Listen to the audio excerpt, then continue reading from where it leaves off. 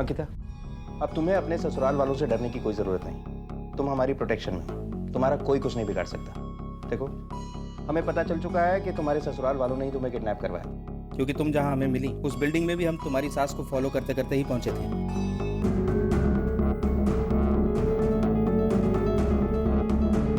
सब मेरी तबीयत कुछ ठीक नहीं लग रही, मैं आराम करना चाहती हूँ। चलो, तुम नहीं बताना चाहती तो कोई बात नहीं। ये बताओ कि जीनत और जेबा कहाँ? जीनत और जेबा? जीनत और पूजा और जेबा और पायल, तुम्हें इनके असली नाम नहीं पता? नहीं सर, उनका नाम पूजा और पायल ही है। आपको कोई गलतफहमी हो गई है। अच्छा, ये बताओ कि क्या ये पायल बोल सकती थी? नहीं सर। ठीक है, चलते हैं।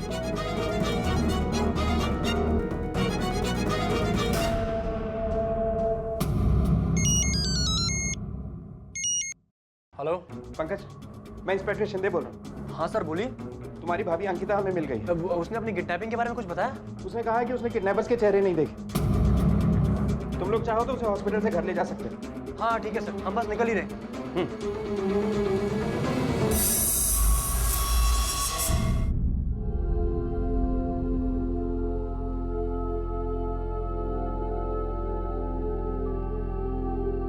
ये लो बेटा, आपके लिए दूध का ग्लास। लो, नहीं पियोगी?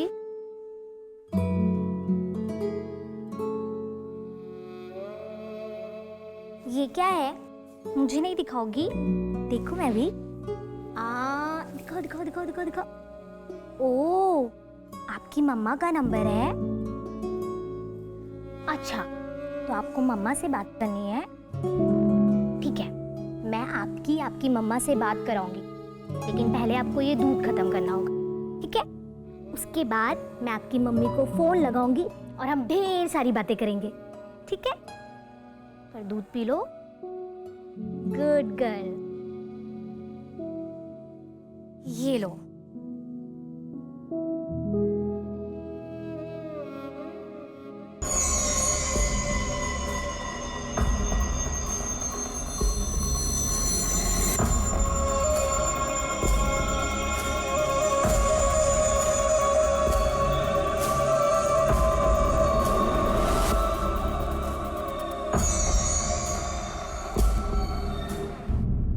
हम तुमसे ये जानना चाहते हैं कि तुम और पूजा कहाँ मिली? सर, मुझे पैसे की ज़रूरत थी सर, तो मैं एक पार्लर में काम करने लगी और थोड़ी ज़्यादा इनकम के लिए मैं न्यूज़पेपर में ऐड देती थी कि हमारे पार्लर में लड़कियों को ट्रेनिंग और जॉब मिलेगी। मैंने सोचा कि उनके जॉब के बदले में मुझे कमीशन मिल जाएगा, और वही ऐड देकर पूजा ने मुझे कॉल किया था। सब पूजा भी मेरी तरह विधवा थी, इसलिए हमारी बहुत अच्छी दोस्ती हो गई थी। इस आदमी को जानती हो? ये तो अराफात है। इस आदमी का नाम अराफात है? कौन है ये आदमी? कैसे जानती हो तुम इसे? सब पूजा ने मुझे बताया था कि अराफात उसकी चचेरी बहन का पति है। कुछ साल पहले पूजा के पति की मौत हो गई थी, उसके बाद उसे पैसों की बहुत तंगी हो गई थी, इसलिए मजबूरन उसने अराफात से पैसे उधार लिए थे। लेकिन अराफात के मन में चोर था, वो हद से ज़्यादा ब्याज लेने लगा पूजा से, और जब पूजा पैसे नहीं दे पाई तो अराफात उसे डराने और धमकाने लगा, और इस सब से तंग होकर पूजा कोयना नगर से यहाँ चली आई। यहाँ आने के बाद पूजा ने अपनी नई जिंदगी शुरू की थी, लेकिन पता नहीं कैसे अराफात को पता चल गया कि वो यहाँ पर है, और वो उसे फिर से तंग करने लगा। 3 दिन। सब पूजा और मैं काफ़ी अच्छे दोस्त थे, और मैं उसकी मदद करना चाहती थी, इसलिए मैंने तय कर लिया था कि मैं अपने सारे जेवर बेचकर उसकी मदद करूंगी। अरे वाह, कितना सुंदर हार है। मैंने आज तक कभी ऐसा हार नहीं देखा। है ना? मेरी बुआ ने मेरी शादी में दिया था। अराफात को किसने मारा? मुझे नहीं पता सर, आप प्लीज पूजा और पायल को ढूंढिए ना। पता नहीं वो कहाँ और किस हाल में होंगे। तुम अब भी हमें नहीं बताओगी कि तुम्हें किसने अगवा किया था? सर, मैंने आपसे कहा ना, मैंने उसका चेहरा ही नहीं देखा, तो मैं आपको कैसे बताऊं? ठीक है। हिलकर, क्या अंकिता को सच में नहीं पता कि पूजा का असली नाम जीनत है और वो एक मुसलमान? चीता ने जो हमसे कहा वो सच है या मामला कुछ और ही है? शीतल और शकुंतला का कहना है कि जेबा बोल सकती है। ये बात अंकिता को कैसे नहीं पता? कहीं ऐसा तो नहीं कि अंकिता हमसे कुछ छुपा रही? किलकर सर, ये जो आदमी है अराफात, इसकी पूरी हिस्ट्री चाहिए मुझे। इसका पास्ट और प्रेजेंट खंडगार डालो, तभी इसका फ्यूचर हम डिसाइड कर पाएंगे। Okay sir. चलो। आखिरकार इस गुमनाम लाश को पहचान मिली। अंकिता ने पुलिस को बताया कि जिस शख्स की हत्या हुई थी उसका नाम अराफात था, लेकिन पुलिस को अराफात के बारे में उसके नाम के अलावा और कुछ पता नहीं चला। आखिर अंकिता क्यों पुलिस से अपने घर वालों द्वारा अपनी किडनैपिंग की और पूजा और पायल की पहचान छुपा रही थी? क्या अंकिता ये सब किसी खास मकसद से जानबूझकर ऐसा कर रही थी? और इस सब के बीच पायल उर्फ जेबा कहाँ थी, ये अब तक किसी को नहीं पता था। क्या हो रहा था उसके साथ, और ये परिवार कौन था जिसने उसे अपने साथ रखा हुआ था?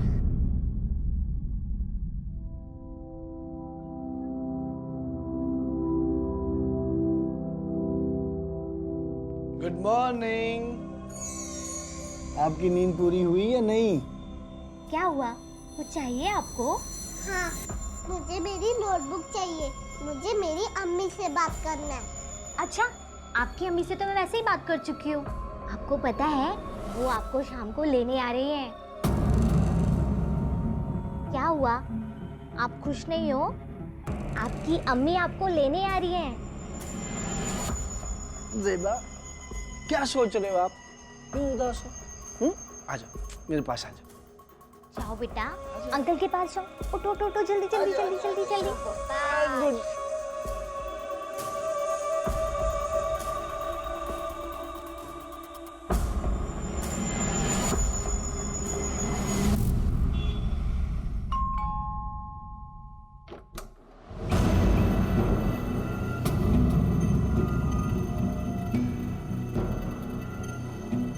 अंकिता,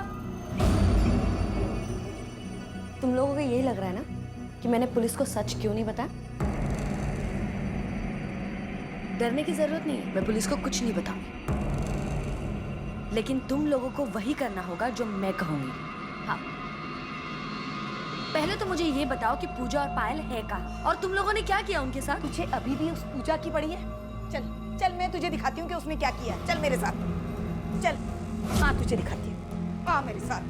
ये देख, अलमारी तोड़ के सारे गहने उठा के ले गई है तेरी सहेली वो पूजा। हाँ, ये देख, और ये भी देख, कुछ नहीं छोड़ा उसने, सब ले गई।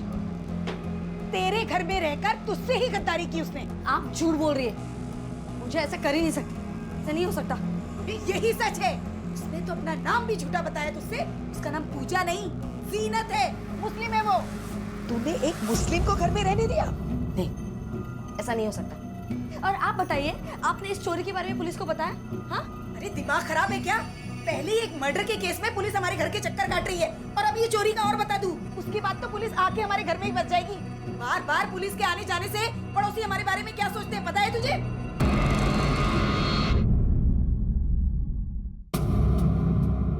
सर, अराफात खान एक हिस्ट्री सीटर है सर। इस पर लूटपाट, चोरी, किडनैपिंग और हाफ मर्डर के कई केसेस दर्ज हैं। सर, आपने मुल्सी रिसोर्ट वाले केस के बारे में तो अखबार में पढ़ा ही होगा। इस चोरी में उसने अपने 2 दोस्तों के साथ करीब 30 लाख रुपए की चोरी की थी। जीनत? सर, ये औरत अराफात की बीवी जीनत है। उसकी एक बेटी भी है जिसका नाम जेबा है। अच्छा, अराफात के जो चोरी में 2 साथी थे, उनके नाम क्या हैं? सर, एक का नाम परीक्षित था जो अब मर चुका है, और दूसरे के बारे में हमें कुछ पता नहीं चला। ये परीक्षित मरा कैसे था? सर, परीक्षित हमें काफ़ी घायल हालत में मिला था। उस पर चाकू से हमला किया गया था और वो किसी तरह से खुद ही हॉस्पिटल पहुंचा था। मरने से पहले उसने हमें बताया कि इस चोरी में उसके साथ उसका पार्टनर अराफात भी था। सर, पैसे के बंटवारे को लेकर दोनों में झगड़ा हुआ। उसके बाद अराफात ने उस पर हमला कर दिया। लेकिन सर, परीक्षित के मुताबिक उसने अराफात के हिस्से का पैसा उसकी बीवी जीनत को दे दिया था, लेकिन अराफात ये बात मानने को तैयार नहीं था। सर, एक बात तो क्लियर है, पूजा का असली नाम जीनत, और वो अराफात की भाभी नहीं बल्कि बीवी है। और अराफात से बचने के लिए ही उसने अपना नाम पूजा रखा था, ताकि अराफात उसे ढूंढ ना पाए। क्या ये मुमकिन है कि परीक्षित ने अराफात के हिस्से का 10 लाख रुपए जीनत को दिया, और जीनत ये रुपए हजम करके जेबा को अपने साथ लेकर यहाँ भाग गई, और वो चाय वाले ने अंकिता और जीनत के साथ उस दिन अराफात को देखा, तो अराफात जीनत से अपने पैसे वापस देने की बात कर रहा हो। लेकिन आखिर कोयना से यहाँ आकर जीनत ने 10 लाख रुपए का क्या किया होगा? सर, जीनत अंकिता के घर रह रही, हो सकता है कि उसने अंकिता के घर में ही पैसे छुपाए हो सकता है। केलकर, इस अंकिता के घर का सर्च वारंट निकलवाओ। Okay sir.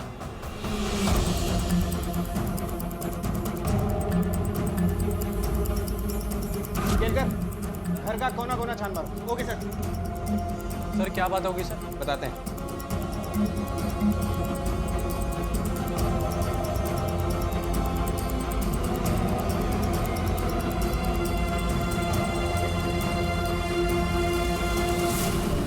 पुलिस को जीनत और अराफात के बारे में सब कुछ पता चल चुका था।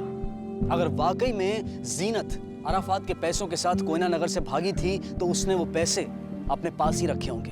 कहीं ऐसा तो नहीं था कि उन 10 लाख रुपयों के बारे में सिर्फ अंकिता को ही पता था और इस सब के पीछे उसी का दिमाग था?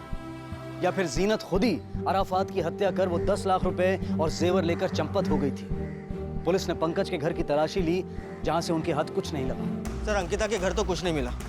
कहीं ऐसा तो नहीं कि हमारी ट्रेन गलत ट्रैक पे जा रही हो? केलकर ऐसा भी तो हो सकता है कि हमारा ट्रैक सही है लेकिन हमने स्टेशन गलत चुन लिया। हो सकता है इन लोगों को जीनत के पैसों के बारे में पता चले। 10 लाख का अमाउंट बहुत बड़ा होता है। इतने पैसों के लिए तो कोई भी जीनत और उसकी बच्ची का रास्ता साफ कर सकता है। केलकर सर तो जीनत की नाव लालच के भंवर में तो नहीं फंस गई? चलो।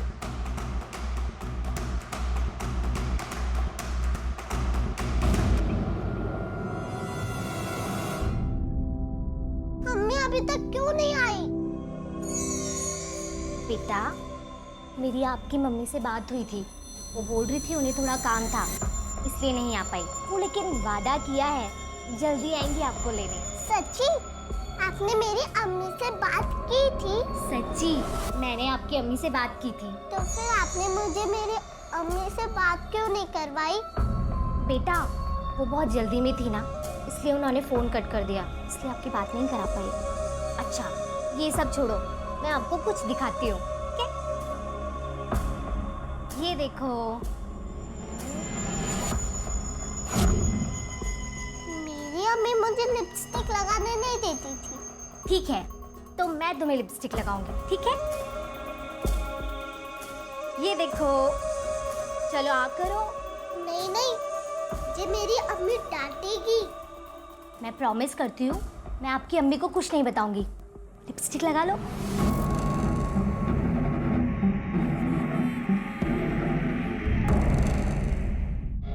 अब आगे क्या करना है? अंकिता तो कुछ सुनने को तैयार ही नहीं हो रही है। उसने तो बस पूजा और पायल की रट लगाई। हम उसका कुछ नहीं कर सकते और हमने कुछ करना चाहा तो हम ही फंस जाएंगे। इससे अच्छा उसे जो करना है वो करने देते हैं। थोड़े टाइम बाद खुद ब खुद शांत हो जाएगी। उससे ज्यादा तो मुझे गरिमा की चिंता है। दिन पर दिन उसकी मांगे बढ़ती जा रही है। उसकी चिंता मत कर। उसके साथ क्या करना है मैंने अच्छी तरह सोच लिया है। हेलो कंट्रोल रूम खंडाला घाट के पास एक औरत की बॉडी मिली है।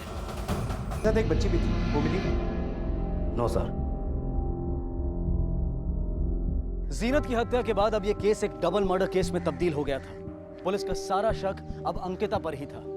आखिर जीनत की हत्या क्यों हुई होगी? क्या अंकिता ने ही उन 10 लाख रुपयों के लिए जीनत की हत्या कर दी थी क्योंकि उसे हमेशा पैसों की जरूरत रहती थी? क्या इस हत्या में अंकिता के परिवार वाले भी शामिल थे? अब तक पुलिस को जेबा के बारे में कोई क्लू नहीं मिल पाया था। क्या जेबा सुरक्षित थी? सर, मुझे इसके बारे में कुछ नहीं पता। अराफात एक चोर था, ये बात मुझे पूजा ने कभी बताई नहीं। और सर, अगर पूजा अराफात से पैसे लेकर यहाँ पर आ भी गई थी तो वो पैसे है कहाँ? पूजा का सारा खर्चा तो मैं ही उठाती थी और अगर उसके पास पैसे होते तो वो मुझसे पैसे क्यों मांगती? अंकिता, 10 लाख रुपए एक बड़ी अमाउंट होती और हमें शक है कि जीनत का मर्डर इन्हीं पैसों की वजह से हुआ। क्या तुम्हें सच में इन पैसों के बारे में नहीं पता था? बिल्कुल नहीं सर। अब मुझ पर शक कर रहे हैं? देखो, शक करना हमारा काम है। जीनत को आखिरी बार 25 तारीख को देखा गया था। उस रोज वो पार्लर आई थी, फिर दोपहर को वहां से चली गई। हाँ, वो पायल को एनजीओ से लेने जाती थी। एनजीओ? हाँ सर, वो एक्चुअली मेरी सास बहुत बुरी औरत है। उसके साथ एक 8 साल की लड़की को अकेले छोड़ना सही नहीं था। उसे लगता था कि पायल बोल सकती है, वो गूंगी नहीं है, और इस बात को लेकर घर में हर रोज झगड़े होते थे। तो मैंने पूजा को कहा कि वो पायल को किसी एनजीओ में डाल दे ताकि पायल की परवरिश अच्छी हो और उसे पढ़ने को भी मिले। जेबा कौन से एनजीओ में जाती थी?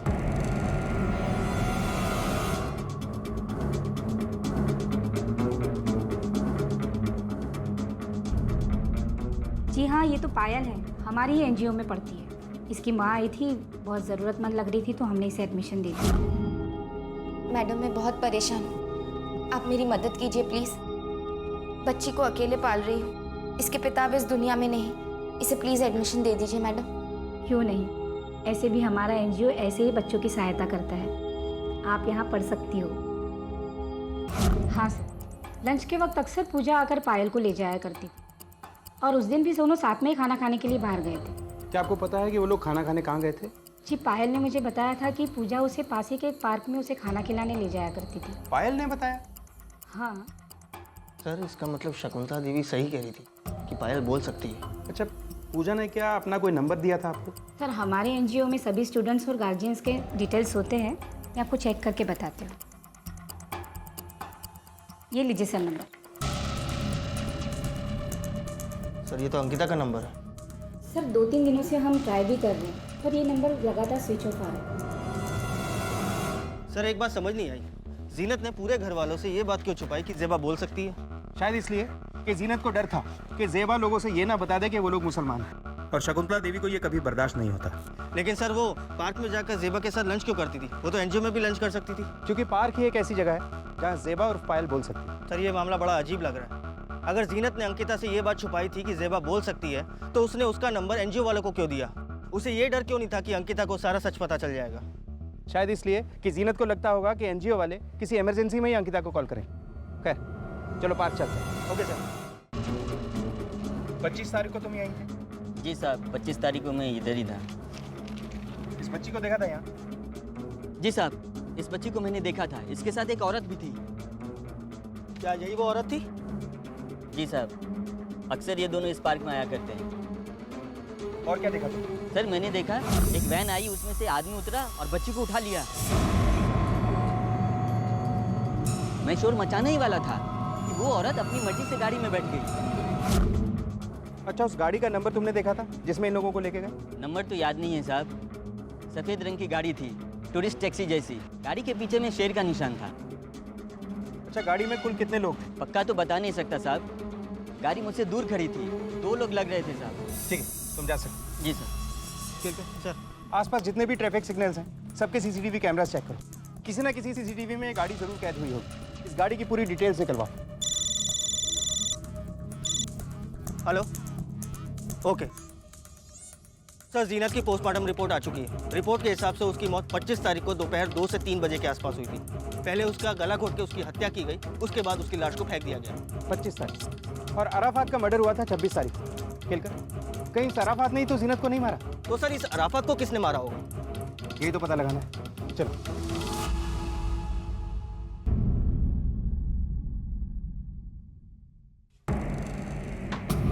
करीमा, सच सच बता कि तुमने पूजा को क्यों मारा और कहाँ छुपा के रखा पायल को? तुम्हें जो भी पता है ना सब सच सच बता हुआ ना, मैं पुलिस के पास जाके तुम लोगों की सारी पोल खोल दूंगी, समझी? अरे भाभी, मुझे नहीं पता कि पूजा को किसने मारा और पायल को किसने किडनैप किया। झूठ मत बोलो गरिमा। मैं सच कह रही हूँ भाभी, मुझे नहीं पता पूजा को किसने मारा। मुझे बस इतना पता है कि माँ जी ने पूजा के बारे में झूठ कहा था आपसे। पूजा ने जेवर चुराए ही नहीं। क्या?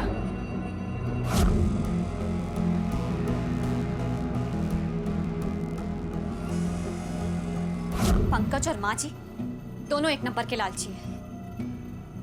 अंकिता भाभी, हमें पुलिस में उन दोनों के खिलाफ कंप्लेंट कर देनी चाहिए। बस मुझे पता है कि तुम ये सब क्यों कह रही हो। तुम्हें दोनों हाथों में लड्डू चाहिए है ना?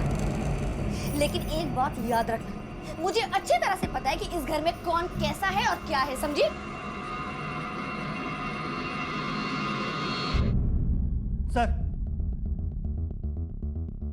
सर ये देखिए, उस पार्क के अगले वाले सिग्नल का सीसीटीवी फुटेज। सर इस वैन के पीछे एक शेर का फोटो लगा है। ये शेर का फोटो बिल्कुल वैसा ही है जैसा हमें वॉचमैन ने बताया था। सर ये वैन 25 तारीख की दोपहर को उस पार्क के बाहर भी खड़ी थी। केलकर, ये वैन किसी और सीसीटीवी फुटेज में दिखी? सर मैंने बाकी के सीसीटीवी फुटेज भी चेक किए। ये वैन ज्यादातर रात को निकला करती थी और लोनावला से आने वाले रास्ते पर दिखी थी। फौरन इस वैन को ढूंढ निकालो। Okay sir. पंकज, सच सच बताओ, मेरे कहने का है? सच बता रही है, मैं पुलिस को बुलाऊं? अरे भाभी, ये सब क्या बोल रही हो तुम? मुझे क्या पता तुम्हारे कहने का है?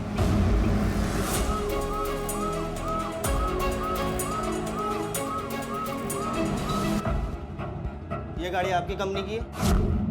हाँ सर, ये गाड़ी हमारी है। 25 तारीख को ये गाड़ी कहाँ थी? 25 तारीख को ये गाड़ी होटल ब्लू बर्ड के पास थी। जो हमारे क्लाइंट हैं, उनका एक स्टाफ मेंबर अशोक, जो सुबह में गाड़ी लेकर जाता है और दिन भर गाड़ी अपने पास रखता है, शाम को ये गाड़ी मेरा ड्राइवर वापस लाता है सर। क्या 25 तारीख को ये गाड़ी वापस आई थी? नहीं सर, 25 तारीख को गाड़ी हमारे पास नहीं पहुंची, बल्कि होटल ब्लू बर्ड में ठहरी थी। 26 को हमारे पास आई।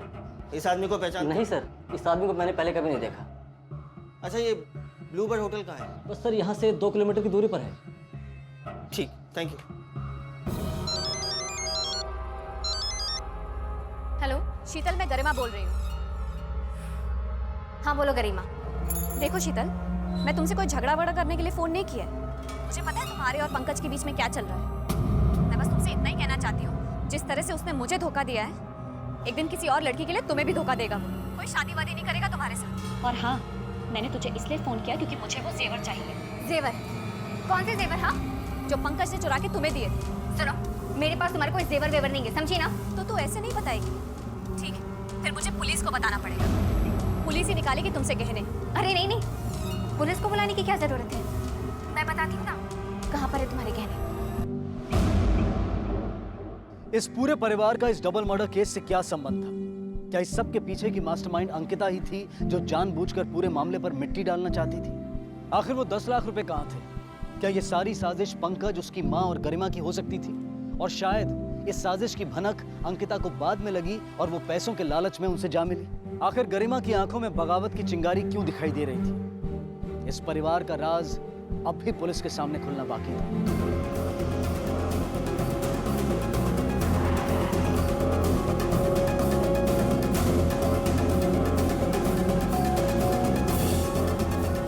हाँ साहब, हमारे ट्रेवल से उस दिन गाड़ी मैं ही लाया था और मुझे प्रमोद ने गाड़ी लाने को कहा था।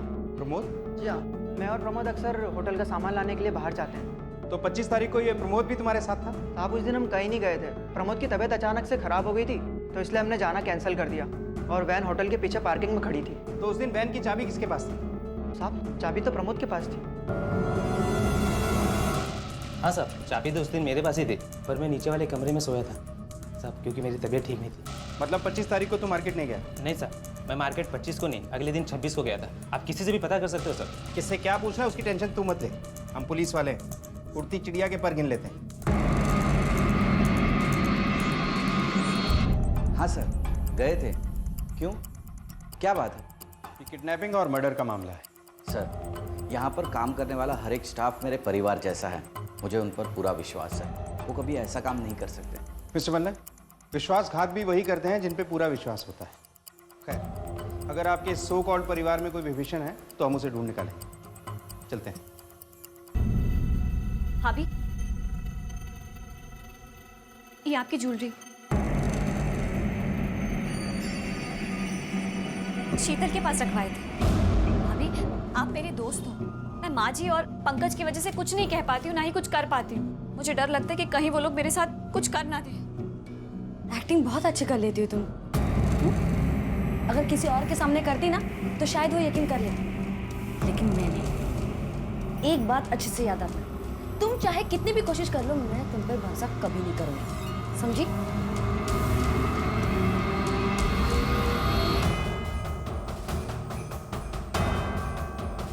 ए सुनो।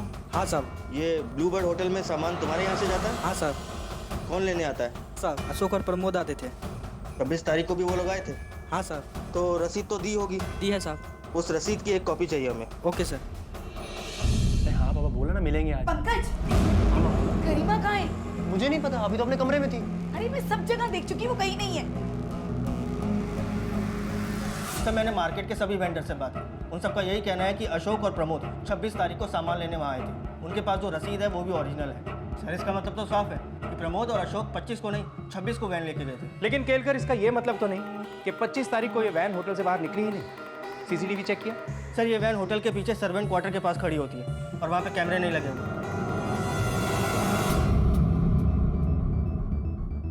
सर, मुझे आपको कुछ बताना है। जी बताइए। मुझे पता है सर, अंकिता को किसने किडनैप किया था।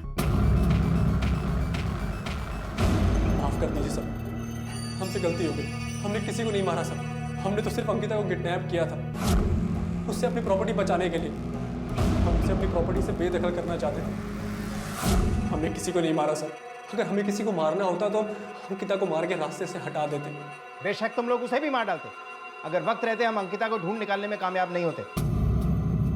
बोलो, जीनत को क्यों मारा? तुम्हें पता चल गया था उसके पास 10 लाख रुपए हैं। इन्हीं पैसों की लालच में तुमने मारा उसे? नहीं साहब, हम सच कह रहे हैं, हमने किसी को नहीं मारा साहब। सब पूजा मुझे जान से भी प्यारी थी। वो एक ही तो थी जो मुझे समझती थी, तो मैं उसे क्यों मारूंगी? और मुझे किसी भी 10 लाख रुपए के बारे में नहीं मालूम सर। अराफात को तुम जानती थी, पूजा को भी तुम जानती थी। अब वो दोनों मर चुके हैं, वो 10 लाख रुपए भी गायब हैं। माजरा क्या है अंकिता? और जितना दूध का धुला तुम खुद को दिखा रही हो उतनी हो नहीं। तुमने हमसे ये क्यों छुपाया कि पंकज और तुम्हारी सास ने तुम्हें किडनैप किया था? सर मैं किसी भी तरह पूजा और पायल के बारे में पता लगाना चाहती थी। मुझे लगा कि पूजा और पायल को गायब करने में इन लोगों का ही हाथ है। सर, ये रहे शकुंतला और पंकज के कॉल रिकॉर्ड्स। सर, पंकज ने हमसे हमेशा ही झूठ बोला। 30 मई को उसको ब्लूबर्ड होटल से एक कॉल आया था। चलो, किसने किया था ये कॉल? सर याद नहीं आ रहा। मैं बताता हूँ सर, मुझे एक आदमी का कॉल आया था। वो मुझसे किसी बच्ची के बारे में पूछ रहा था और मुझे धमकी भी दे रहा था। बच्ची तेरे पास थी ना? तेरे घर में है ना वो? क्या? अरे मेरे पास कोई बच्ची नहीं है। सर, मुझे लगा कि आप लोगों ने मुझे कॉल किया है कुछ सच निकलवाने के लिए। सर, मैं सच बोल रहा हूँ, मुझे नहीं पता वो आदमी कौन था सर। होटल ब्लूबर्ड, इस होटल का इस केस के साथ कोई ना कोई कनेक्शन जरूर है। आखिर वो आदमी कौन था जिसने पंकज को होटल के नंबर से कॉल किया था और बच्ची के बारे में पूछ रहा था? सर, मुझे तो उस बच्ची की फिक्र हो रही है। आखिर वो बच्ची जेबा कहाँ और किस हाल में होगी सर? कोई है? प्लीज, मुझे अपने से खेलना है। पागल हो गई है क्या? क्यों शोर मचा रखा है?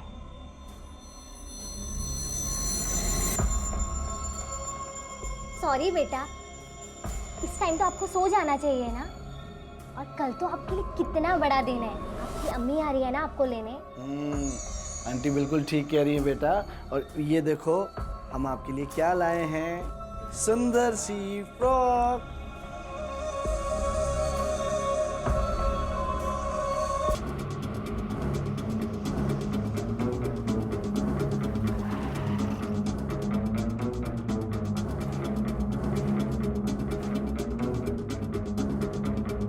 ये नंबर इसी होटल का है? हाँ सर, ये हमारा ही होटल का नंबर है। 30 तारीख को दोपहर 2 से 3 बजे के आसपास पंकज नाम के आदमी को यहीं से कॉल किया गया था।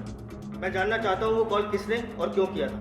सर, ये नंबर तो हमारे लॉबी का है। ठीक है, तो मुझे 30 तारीख के आपके लॉबी के सारे CCTV कैमरे के फुटेज चाहिए।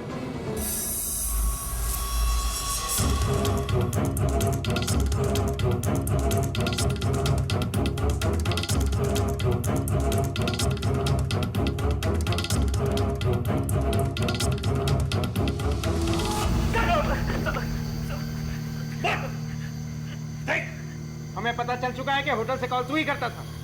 जीनत और जेबा को तूने किडनैप किया। बोल। गलती हो गई साहब, गलती हो गई साहब। तू तो कमरे में सो रहा था, होटल से बाहर कैसे निकला? मैंने चद्दर के नीचे तकिया रख दिया था और चुपचाप वहां से निकल गया था साहब। और कौन था तेरे साथ? चल कर, ये ऐसे नहीं बोले। नहीं बोलेगा? अराफत था मेरे साथ साहब। उसी ने मुझे उसके साथ चलने के लिए कहा था साहब। अराफत को कैसे जानता है? फॉल्सी रिजॉर्ट वाले लूट वाले केस में मैं अराफत का तीसरा पार्टनर था साहब। लेकिन अराफत जीनत के पीछे क्यों पड़ा था?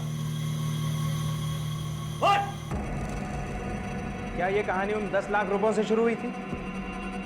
क्या वो 10 लाख रुपए वाकई जीनत के पास थे? साहब, परीक्षित ने मरने के पहले मुझे सारे पैसे दे दिए थे। मैंने अराफात से झूठ कहा कि परीक्षित ने पैसे जीनत को दे दिए। तो जब अराफात घर आया तो उसने देखा कि जीनत और जेबा दोनों ने, उससे मेरी बातों पे यकीन आ गया। उसे लगा कि सच में जीनत ने सारे पैसे लेके भाग गई है सब। जेबा तो बच्ची थी, उसे तुम लोग बड़े आराम से उठा सकते थे, लेकिन जीनत? सब जेबा को गाड़ी में बिठाने के बाद जेबा को किडनैप करके जीनत से पैसे निकलवाने का था, तो उसने जीनत को क्यों मारा? क्या जीनत ने उसे पैसे दे दिए थे? तब अराफात ने पैसों के लिए दूसरा रास्ता ढूंढ लिया था। वो अपनी बेटी को बेचने वाला था पैसों के लिए।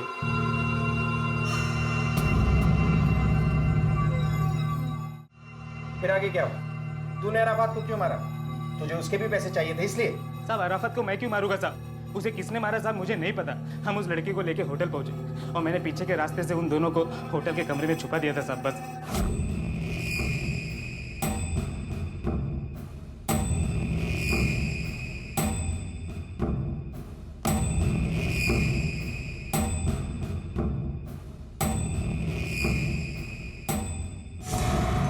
ये लड़की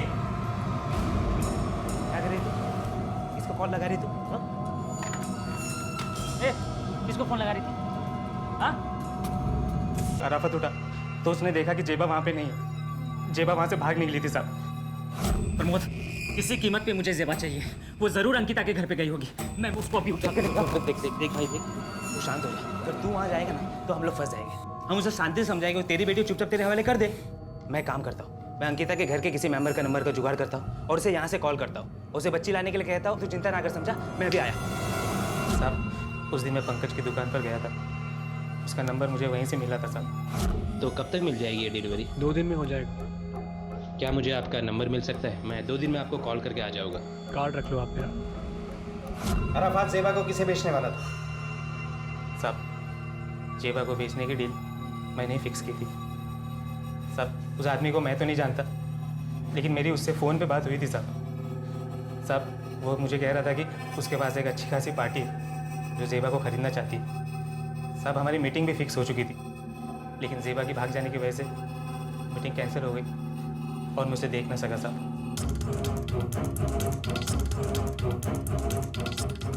खेलकर फॉरेन होटल के सारे कॉल्स की लिस्ट चेक करो और पता करो कि ये कॉल कहाँ से आया था। Okay sir.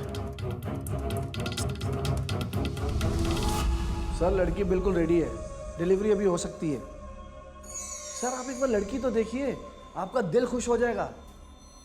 किससे बात कर रहे हो? बेटा आपकी मम्मी से बात कर रहा था मैं, अभी वो आ रही हैं आपको लेने के लिए। आप एक काम करो, आप जल्दी से जाओ और फ्रेश हो जाओ, ठीक है? इतनी रात को? हाँ आपकी मम्मा आ रही है ना अभी, तो आपको बिल्कुल फ्रेश दिखना है ना। मैं जो आपके लिए फ्रॉक लेकर आया था ना, वो पहन लेना, आप उसको बहुत सुंदर दिखोगी, ठीक है? आप जाओ फ्रेश हो जाओ।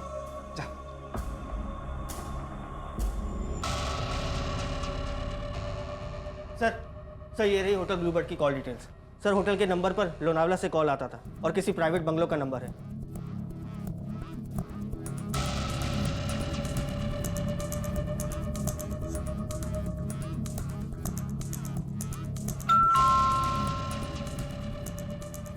जी साहब। साहब को बोलो। साहब तो नहीं है। कहाँ गए? मालूम है साहब कुछ बता के नहीं गए।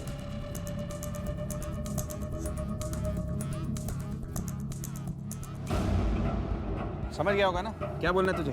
ले अपना फोन ले और फोन लगा उसे। साहब पुलिस फिर से होटल में आई थी। वो लोग अशोक को ढूंढ रहे, मैं फौरन आपसे मिलना चाहता हूँ। क्या मैं आपके घर पे आऊँ अभी? किलकर। सर। अरे भाई कितना टाइम हो गया, कहाँ है लड़की? ये है लड़की।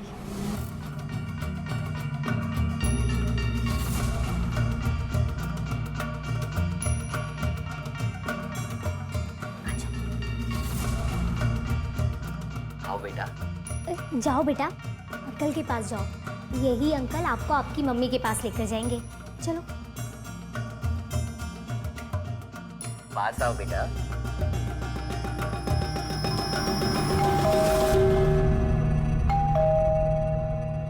शायद प्रमोद होगा। तुम एक काम करो, लड़की को लेकर अंदर जाओ। प्रमोद को पता नहीं चलना चाहिए लड़की हमारे साथ है। ठीक है, मैं इसे अंदर लेके जाती हूँ। चल बेटा।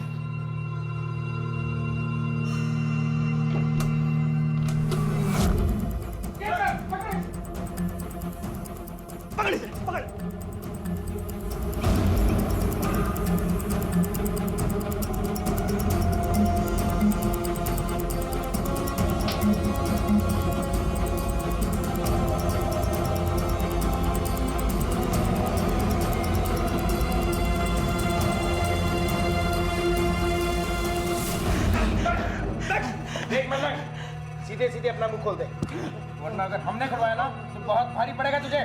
साहब जब मुझे पता चला कि उन लोगों के हाथ से लड़की निकल गई है तो मुझे लगा प्रमोद और अराफात ने उस लड़की का सौदा किसी और के साथ कर दिया है। तो प्रमोद से छुपते छुपाते मैं अराफात के रूम में गया। प्रमोद ये नहीं जानता था कि वो लड़की का सौदा जिस आदमी के साथ कर रहा है वो आदमी मैं ही हूँ।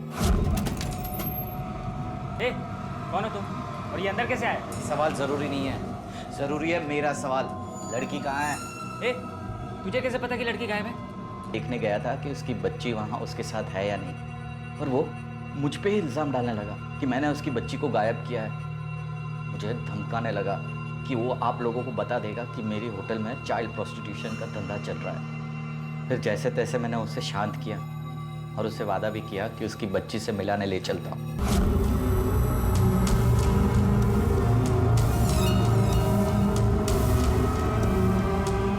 फिर तू अराफात को उस झील के पास ले गया जहां तूने उसे मार डाला, सिर्फ इसलिए कि उसने तुझे पुलिस में जाने की धमकी दी थी।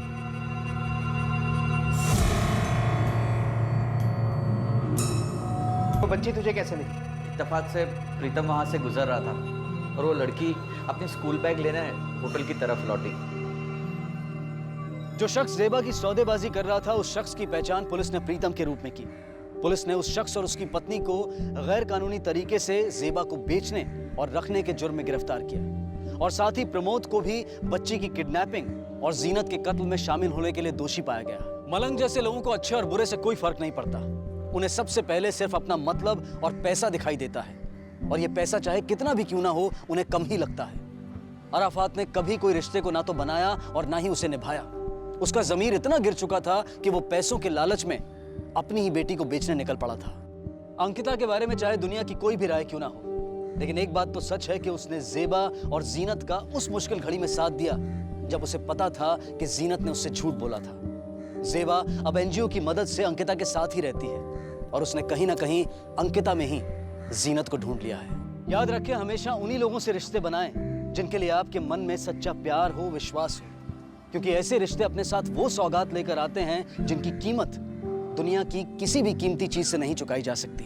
इसी विचार के साथ अब मैं अनूप सोनी आपसे विदा लेता हूं। फिर मुलाकात होगी अगले एपिसोड में एक और चौंका देने वाले केस के साथ। तब तक अपना और अपने परिवार का ख्याल रखें और देखते रहें क्राइम पेट्रोल डायल 100। सबक एक को सीख हम सबको। जय पेट्रोल के ऐसे ही मजेदार एपिसोड्स देखने के लिए हमारे चैनल को सब्सक्राइब करें